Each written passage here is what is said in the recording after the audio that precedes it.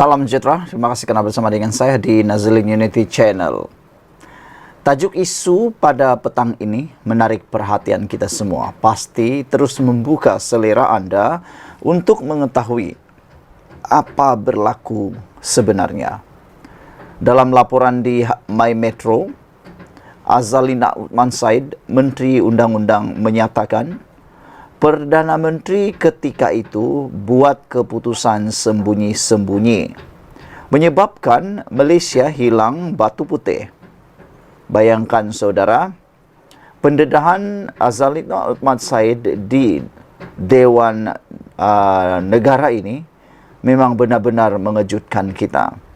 Untuk makluman anda semua, penyataan di Dewan Negara itu bukanlah satu penyataan yang boleh diambil mudah, enteng, kerana apa saja yang dikatakan di Dewan Negara maupun Dewan Rakyat adalah kenyataan yang mesti tepat dan benar. Tak boleh langsung dicipta-cipta maupun bersifat mengelirukan atau bersifat memfitnah. Oleh sebab itu, apabila Azalina Othman Said mengulangi mengatakan bahawa Perdana Menteri ketika itu buat keputusan sembunyi-sembunyi menyebabkan Malaysia hilang batu putih, kita semua tergamam. Menjadi persoalan kita ialah siapa Perdana Menteri yang dimaksudkan oleh Azalina Othman Said ini, iaitu Perdana Menteri, bekas Perdana Menteri ketika itu. Ya, Perdana Menteri ketika itulah yang membuat keputusan sembunyi-sembunyi. Yang pastinya Perdana Menteri pada waktu itu bukan Datuk Seri Anwar Ibrahim, kerana Datuk Seri Anwar Ibrahim hanya menjadi Perdana Menteri pada tahun 2023. Jadi persoalannya, siapakah Perdana Menteri yang sanggup membuat keputusan sembunyi-sembunyi ini sehingga menyebabkan Malaysia hilang batu putih? Bantu saya, tinggalkan komen anda, tekan butang subscribe di ruangan subscribe dan komen.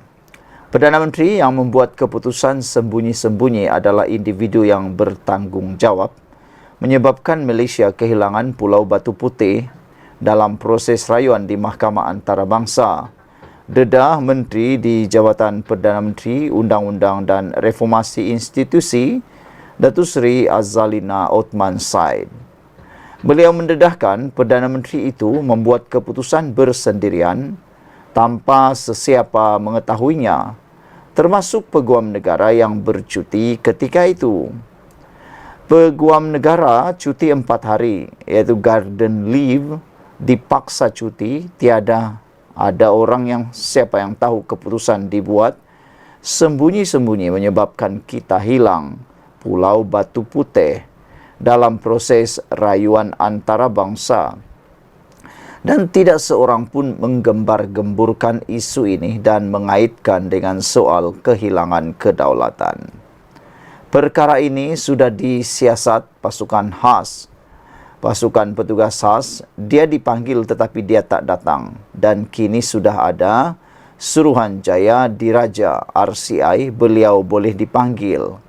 Jika tidak hadir, boleh ditangkap, kata Azalina Othman Said yang membuat pendedahan itu di Dewan Negara ketika menggulung perbahasan rang undang-undang RUU Kekebalan Bidang Kuasa Negara Asing 2023 di Dewan Negara hari ini.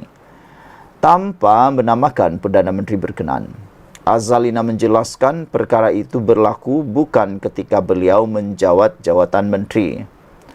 Azalina menjelaskan Malaysia tidak akan kehilangan Pulau Batu Putih jika peristiwa itu berlaku ketika beliau menjadi menteri. Katanya, semua pihak perlu memberi kepercayaan kepada RCI untuk mengkaji pengendalian perkara berkaitan kes kedaulatan Batu Putih, Batuan Tengah dan Tubir Selatan yang ditubuhkan untuk mencari kaedah penyelesaian serta penambahbaikan mengenai sebarang isu membabitkan kedaulatan negara.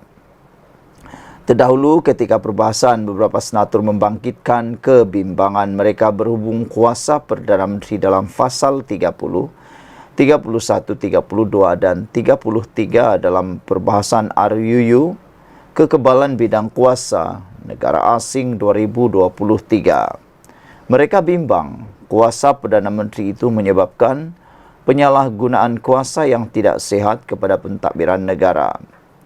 Menjelaskan perkara itu, Azalina berkata tidak sepatutnya wujud kekhawatiran itu kerana keputusan Perdana Menteri perlu diwartakan dan dibentangkan kepada umum. Pada 23 Mei 2008, Mahkamah Keadilan Antarabangsa ICJ memutuskan Singapura mempunyai hak terhadap Batu Putih, manakala Batuan Tengah yang terletak kurang 1 kilometer dari pulau itu milik Malaysia. ICJ juga memutuskan hak milik Tubir Selatan kira-kira 4 kilometer dari Batu Putih akan ditentukan mengikut persempadanan perairan negara yang menguasainya. Namun, Kerajaan Pakatan Harapan diterajui Tun Dr. Mahathir Mohamad menarik balik permohonan membatalkan keputusan ICJ yang menganugerahkan bidang kuasa Undang-Undang Batu Putih kepada Singapura pada 28 Mei 2018. Saudara-saudara sekalian, baru-baru ini, iaitu pada 14 Februari tahun 2024, satu keputusan telah diambil, iaitu Agong Perkenan Penubuhan RCI mengkaji pengendalian kes Batu Putih, Batuan Tengah dan Tubir Selatan. Yang di Pertuan Agong, Sultan Ibrahim hari ini memperkenankan penubuhan Suruhanjaya Siasatan Diraja bagi mengkaji pengendalian perkara berkaitan kes kedaulatan Batu Putih, Batu Tengah dan Tubir Selatan berkuat kuasa serta merta. Bahagian hal ehwal undang-undang, Jawatan Perdana Menteri dalam satu kenyataan hari ini memaklumkan penubuhan RCI itu dilakukan selaras dengan Akta Suruhanjaya Siasatan 1950. Menurut kenyataan itu, Menteri di Jabatan Perdana Menteri Undang-Undang dan Reformasi Institusi, Datuk Seri Azalina Othman Said bersama dengan Ketua Pengarah BHEUU JPM, Zamri Misman hari ini menghadap dan menyembah maklum Sultan Ibrahim mengenai cadangan kerajaan mengenai penubuhan RCI berkenan. Seri Paduka Baginda juga memperkenankan pelantikan 7 ahli RCI termasuk bekas Ketua Hakim Negara Tun Muhammad Raus Sharif sebagai pengerusi dan bekas Hakim Mahkamah Persekutuan Tan Sri Zainun Ali sebagai timbalan pengerusi, kata BHEUU. 5 lagi ahli RCI ialah pengamal undang-undang Datuk Dr. Baljit Singh Sidhu, bekas Dekan Fakulti Undang-Undang Universiti Malaya Profesor Dr. Johan Samsudin Sawarudin, pakar Undang-Undang Perlembagaan dan Undang-Undang Pentadbiran Profesor Datin Dr. Faridah Jalil, Pegawai Kewangan Negeri Johor Datuk Mohamed Ridha Abdul Kadir, dan Pengarah Laut Wilayah Selatan Jabatan Laut Malaysia Dixon Dolah. Sultan Ibrahim turut memperkenan Zamri sebagai Setiausaha RCI, manakala BHEUU JPM pula akan bertindak sebagai urus setia. Pada Oktober tahun lalu, Perdana Menteri Datuk Seri Anwar Ibrahim dilapor berkata Malaysia berpendirian isu berkaitan Batu Putih boleh diselesaikan dengan pembabitan langsung Peguam Negara Malaysia dan Singapura dalam rundingan. Anwar pada Disember lalu turut meminta Peguam Negara ketika itu Tan Sri Idrus Harun mengadakan rundingan dengan kerajaan Singapura membabitkan kontroversi tuntutan terhadap Batu Putih. Arahan itu meminta Idrus meneliti semula dan mengkaji isu berbangkit terhadap Batu Putih yang sudah diserahkan kepada negara jiran itu oleh Mahkamah Keadilan Antarabangsa ICJ sebelum ini. Pada 23 Mei 2008, ICJ memutuskan Singapura mempunyai hak terhadap Batu Putih, manakala Batuan Tengah yang terletak tidak sampai 1 kilometer dari pulau itu milik Malaysia.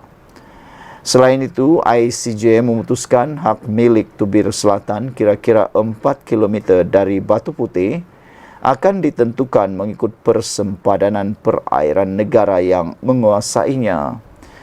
Disiarkan pada Februari 14, 2024. Sekian untuk kali ini. Jangan lupa tinggalkan komen Anda. Sila tekan butang subscribe. Kita jumpa lagi. Bye-bye.